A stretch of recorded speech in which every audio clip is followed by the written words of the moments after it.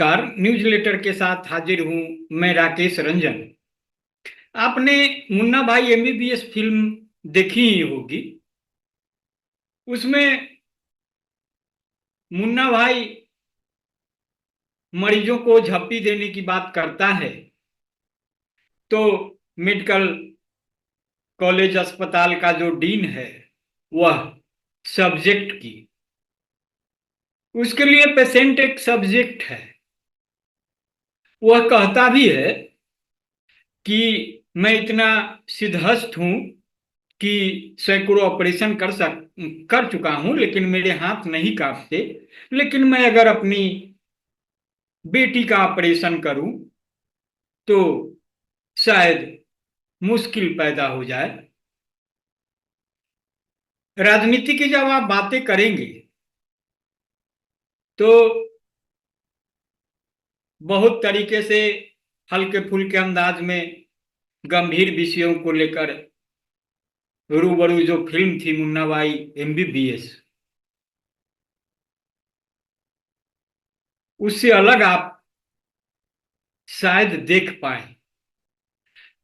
बिहार की राजनीति में या यूं कहीं की सूबे की राजनीति में आज से एक और पार्टी की एंट्री हो गई है। गांधी जयंती का दिन है। कम से कम आज की तारीख में भी जयंती पर और पुण्यतिथि पर गांधी शिद्दत से याद किए जाते हैं। गांधी की बात होती है। बात वे भी करते हैं जो कतिपय कारणों से इस बात के लिए निशाने पर होते हैं कि गांधी के सिद्धांतों से, गांधी के सपनों से उनका दूर दूर तक वास्ता नहीं है, लेकिन वे निहित राजनीतिक स्वार्थ के चलते गांधी को मान देने का प्रहसन कर रहे हैं। यह भी एक बड़ा विषय है, अलग विषय है। लेकिन गांधी जयंती के दिन जो पार्टी वजूद में आई है, जन सुराज पार्टी, तो सुराज की बातें हैं, जन सुराज की बातें हैं, तो आप समझ सकते हैं कि इस पार्टी का भी जो केंद्र है उसमें कहीं ना कहीं गांधी हैं। गांधी की तस्वीर भी लगाई जाती है, क्योंकि जन सुराज नाम से जो जन सुराज के संस्थापक रहे हैं प्रशांत किशोर, तो उन्होंने तकरीबन 2 साल पहले अभियान शुरू किया था, और बिहार बदलने का अभियान था। तो जन सुराज के बैनर पर गांधी की तस्वीर भी होती थी, आज भी है। अब जन सुराज पार्टी के रूप में वजूद में है। प्रशांत किशोर की पहचान अब तक जो रही है वह राजनीतिक रणनीतिकार की रही है। उनकी झोली में उपलब्धियों की भरमार है। नरेंद्र मोदी को प्रधानमंत्री बनाने से लेकर ममता बनर्जी को मुख्यमंत्री, नीतीश कुमार को मुख्यमंत्री, कई और भी मुख्यमंत्री के नाम है। प्रशांत किशोर का भी दावा है कि उनकी रणनीति के बदौलत ही इन चेहरों की सत्ता में धमाकेदार उपस्थिति दर्ज हुई। मैंने बात मुन्ना भाई एमबीबीएस से की थी। तो अगर जन सुराज पार्टी के अगुआ सूत्रधार प्रशांत किशोर की उनसे तुलना करेंगे तो देखेंगे कि जो राजनीति है वह मुन्ना भाई एमबीबीएस वाली जो फिल्म थी, और उसमें जो मेडिकल कॉलेज अस्पताल का डीन था और उसके लिए जिस तरीके से मरीज एक सब्जेक्ट था, तो प्रशांत किशोर के लिए भी राजनीति एक सब्जेक्ट है। उस सब्जेक्ट में जनता भी है।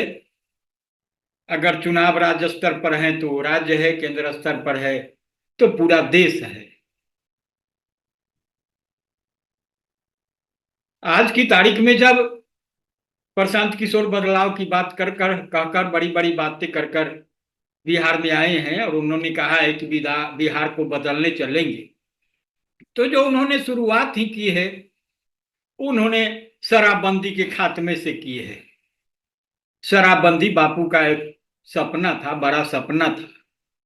शराबबंदी को लेकर बापू ने जो कही है, प्रशांत किशोर हद तक उससे इत्तेफाक नहीं रखते। नीतीश कुमार ने साहसिक कदम उठाया था बिहार में शराबबंदी का। शराबबंदी कितनी सफल हुई असफल हुई, इसके लिए आलोचना के केंद्र में नीतीश रहते हैं, शासन प्रशासन रहता है। लेकिन जो शराबबंदी का मूल मकसद था, जो इरादे थे, आप उसको सिरे से खारिज नहीं कर सकते। लेकिन प्रशांत किशोर आए हैं तो बड़े दम से, बड़े जोर देकर कहा है कि अगर जनसुराज सत्ता में आती है तो पहला काम यह होगा कि वह शराबबंदी करेंगे, शराबबंदी का खात्मा करेंगे। उन्होंने जो भविष्यवाणी की है, उनका दावा है कि बिहार में बदलाव अब तय है और भारी बहुमत से जनसुराज सत्ता में आ रही है। अब जो भी पार्टियां हैं, वो नीतीश की पार्टी, लालू जी की पार्टी, भाजपा, और जो छोटी बड़ी जीतन राम मांझी की पार्टी, कुशवाहा की पार्टी, जो मुकेश सहनी की पार्टी, सब कहानी हो चलेगी। क्या होगा नहीं होगा यह भविष्य के गर्त में है। लेकिन उन्होंने जो पूर्वानुमान लगाया है और उसका जो आधार दिया है, उस आधार के पीछे वह कह रहे हैं कि तीन चीजें हैं जो नीतीश कुमार को सत्ता से बेदखल करने वाली है। वह है शराबबंदी है, सर्वे है, और फिर जो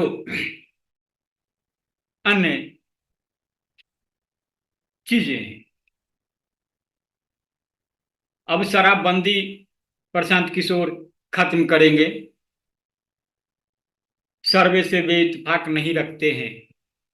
लेकिन आप समझ सकते हैं कि सर्वे को लेकर जो भी समस्याएं खड़ी हो रही है, सर्वे के मकसद को गलत नहीं ठहराया जा सकता है।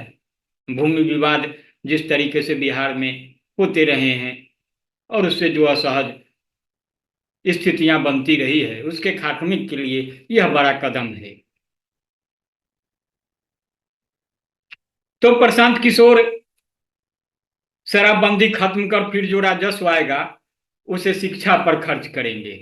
बातें बड़ी बड़ी है। उन्होंने शुरुआत की है जय बिहार से, फिर जो है चर्चा की जो दूसरे प्रांतों में बिहार के लोगों के साथ जो दुर्व्यवहार होता है उसको लेकर के। हाल ही में बंगाल में बिहार के युवा की पिटाई हुई थी, तो उन्होंने कहा कि जय बिहार की गूंज बंगाल, दिल्ली, तमिलनाडु तक जाना चाहिए। यह आवाज वहां तक पहुंचे जहां तक बिहारी बच्चों को पीटा गया है।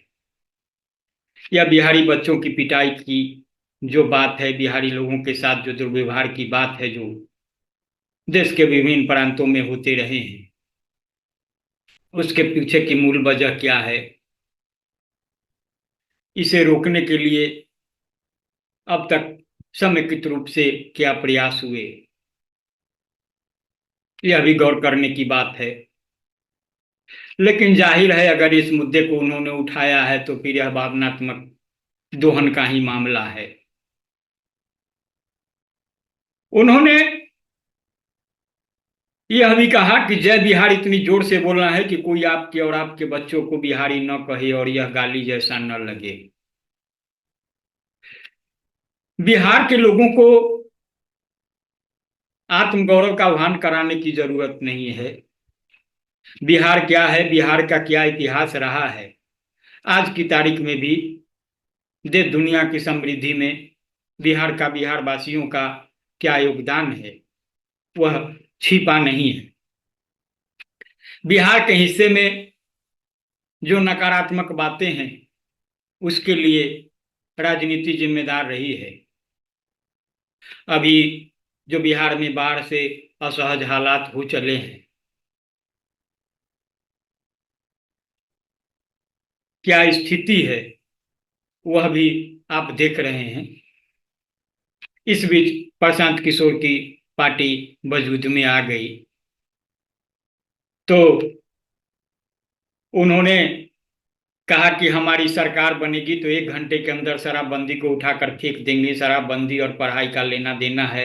अगर बिहार में विश्व स्तरीय शिक्षा व्यवस्था बनानी है तो 5 लाख करोड़ रुपए चाहिए। शराबबंदी हटाएंगे तो उससे आने वाले टैक्स का पैसा बजट में नहीं जाएगा, नेताजी की सुरक्षा, सड़क, बिजली और पानी में खर्च नहीं होगा, उस पैसे को सिर्फ नई शिक्षा व्यवस्था बनाने में खर्च किया जाएगा।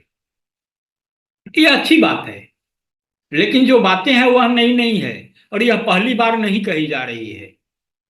हाँ, एक बात नई जरूर है कि शिक्षा पर बड़े बजट की बात की जा रही है। जहां तक नेता की सुरक्षा की बात है तो आपको केजरीवाल का उदाहरण भी सामने है। प्रशांत किशोर नीतीश कुमार पर ज्यादा हमलावर हैं, लालू पर भी हैं। 1-2 दिन कवल नरेंद्र मोदी पर भी हमलावर हुए। उन्होंने कहा कि नरेंद्र मोदी की लोकप्रियता घटी है। वे नया कुछ नहीं कहते हैं, बातें वही है, लेकिन बातें आत्मगौरव बोध को सहलाने की जरूर है। उन्होंने कहा कि आपने बिहार के लोगों ने पिछड़ों के सम्मान के लिए लालू यादव को वोट दिया। लालू राज में पिछड़ों को सम्मान तो मिला, सड़क और बिजली नहीं मिली। फिर नीतीश कुमार को सड़क और बिजली के लिए वोट दिया, नीतीश ने घर घर बिजली पहुंचा दी, भले ही बिल दोगुना हो गया। फिर मोदी को गैस सिलेंडर के लिए वोट दिया, सिलेंडर का दाम 1,000 से ऊपर हो गया, लेकिन सिलेंडर हर घर पहुंच गया। आपने अनाज के लिए वोट दिया तो अनाज मिल रहा है, बिजली के लिए वोट दिया तो बिजली भी मिल रही है, आवाज के लिए वोट दिया तो पिछड़ों को आवाज भी मिल रही है। मगर किसी ने अपने बच्चों की पढ़ाई और रोजगार के लिए वोट नहीं दिया, इसलिए बिहार के पढ़े अनपढ़ और मजदूर रह गए। एक बार पढ़ाई और रोजगार के लिए वोट देना होगा, बच्चों के लिए, बच्चों के विकास के लिए वोट देना होगा।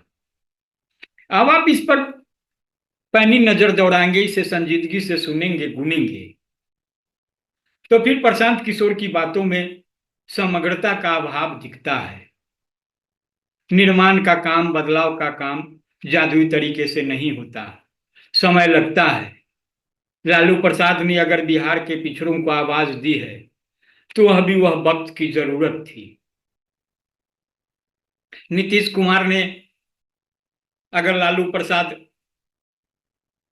की कमजोरियों को, जो सिर्फ आवाज देकर छोड़ देने की बात है, शेष अन्य पहलू को नजरअंदाज करने की बात है, उसके सहारे सत्ता में आए और बिजली की व्यवस्था की, तो वह भी वक्त का तकाजा था। रोजगार के लिए जो बातें हैं वह भी वक्त का तकाजा है, पढ़ाई की भी बातें हैं वह भी वक्त का तकाजा है। तो उत्तरोत्तर विकास में आप किसी की भूमिका को, किसी भी योगदान को सिरे से खारिज नहीं कर सकते, लेकिन फिर बात वही राजनीति की हो जाती है। तो आपको बता दें कि जैसा कि प्रशांत किशोर ने घोषणा कर रखी थी, उन्होंने मनोज भारती को जनसुराज का कार्यवाहक अध्यक्ष बनाया है। उन्होंने कहा कि भारती को इसलिए अध्यक्ष नहीं चुना गया है कि वे दलित समुदाय से हैं, बल्कि इसलिए चुना गया है कि वे काबिल हैं और दलित समुदाय से भी आते हैं।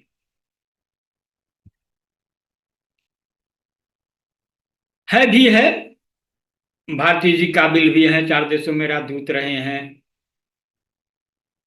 बिहार के मधुबनी इलाके से आते हैं, मिथिलांचल के इलाके से, आईआईटी कानपुर, मुंबई में पढ़ चुके हैं, आईएफएस अफसर रहे हैं, विदेशों में सेवाएं दी है।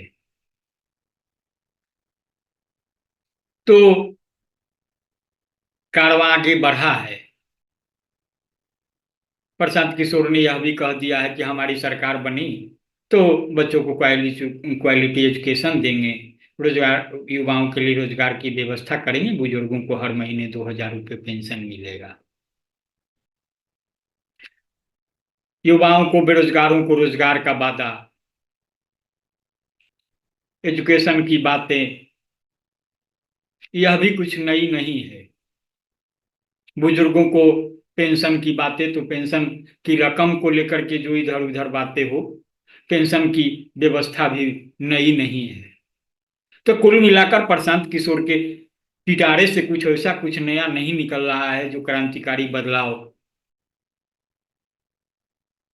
की उम्मीदों को बहुत सकारात्मक रूप से बल मिले। मिल इतना ही रहा है कि यह जो क्रम चलता रहा है, जनमानस, जनता एक शासन से उबती है तो फिर दूसरे को मौका देती है, दूसरे से उबती है तो तीसरे को, तीसरे से तो चौथे को, और फिर इस तरीके से बातें आगे बढ़ती रहती है। तो जो हालात हैं कुल मिला करके, उसमें बिहार में बदलाव की जरूरत आम लोग भी महसूस कर रहे हैं, क्योंकि सभी आजमाए लोग हैं, परखे लोग हैं। तो फिर एक नया प्लेटफॉर्म हो और बदलाव की उम्मीद के साथ बदलाव की नाव पर सवार होकर फिर वह आगे निकल जाए, बढ़ जाए। जो दिख रही है तस्वीर अब तक की, यही स्थिति है। बात करेंगे कथनी और करनी की, तो जो शुरुआत है उसी के मौके पर प्रशांत किशोर की कथनी और करनी का भी फर्क दिखा। बिहार से प्रकाशित मासिक पत्रिका है समय मंथन। समय मंथन की अपनी विश्वसनीयता है, राजनीति की नब्ज बखूबी वह जांचती है, परखती है। उसके संपादक हैं सिराज अनवर। सिराज अनवर ने भी टिप्पणी की है। सिराज अनवर कहते हैं कि बिहार की राजनीति में जनसुराज पार्टी की आज मार्वेलस एंट्री रही, इसके लिए प्रशांत जी को बधाई। सत्ता और विपक्ष के गुरूर के बीच एक संतुलन शक्ति का होना लोकतंत्र को जीवंत बनाता है।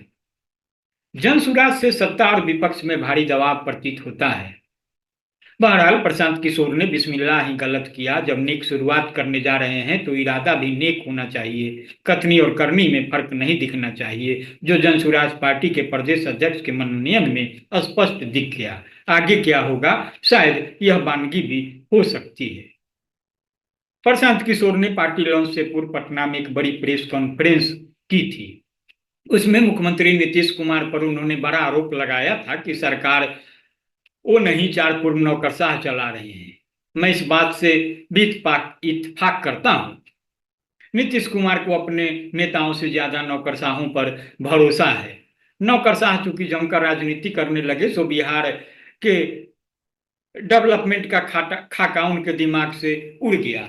बिहार में हर साल बाढ़ आती है, उसके परमानेंट सॉल्यूशन का खाका आज तक वे यानी नौकरशाह तैयार नहीं कर सके। पूरा दिमाग नौकरशाहों ने सरकार को यह समझाने में लगा दिया राहत सामग्री कैसे बांटनी है। 2015 में टिकट बांटने का यही फार्मूला प्रशांत किशोर ने महागठबंधन को दिया था। 4-4, 5-5 बार के सांसदों विधायकों को इनके यहाँ दरबार लगाना पड़ता था। बहरहाल आज बात प्रशांत किशोर के वादे की। नीतीश पर जब आप नौकरशाहों से सरकार चलाने का आरोप लगाते हैं, तो आप उनसे जुदा नहीं हैं। मनोज भारती, जिनको आपने बिहार की कमान सौंपी है, वह भी तो एक पूर्व नौकरशाह ही हैं। अभी तो पार्टी चली भी नहीं, शुरुआत में ही जनसुराज ने नौकरशाह पर भरोसा करना शुरू कर दिया। ये बताते हुए पीके गौरवान्वित हो रहे थे कि मनोज जी 4 देशों के राजदूत रहे हैं, पूर्व IPS ऑफिसर हैं। अच्छी बात है, मनोज भारती काबिल हो सकते हैं, लेकिन उनकी सांगठनिक क्षमता क्या है? संगठन चलाना भी जानते हैं? ऐसा तो नहीं कि रबर स्टाम्प अध्यक्ष बनाकर बागडोर प्रशांत किशोर खुद के हाथ में रखने की मंशा रखते हैं। नीतीश पर नौकरशाहों से घिरे रहने का आरोप वही लगा सकता है जो दाएं बाएं आजू बाजू रिटायर्ड ब्यूरोक्रेट की जमात न रखता हो। इसी से जुड़ा एक सवाल है।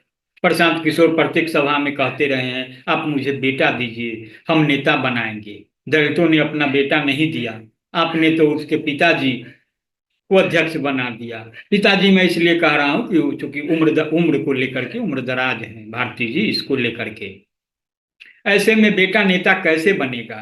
राजनीतिक क्षमता वाले दलित के बेटा को अध्यक्ष बना देते, बोल के चलाओ पार्टी, तो आगे चलकर दलित का वह बेटा आपकी निगरानी में बेहतरीन नेता बन जाता।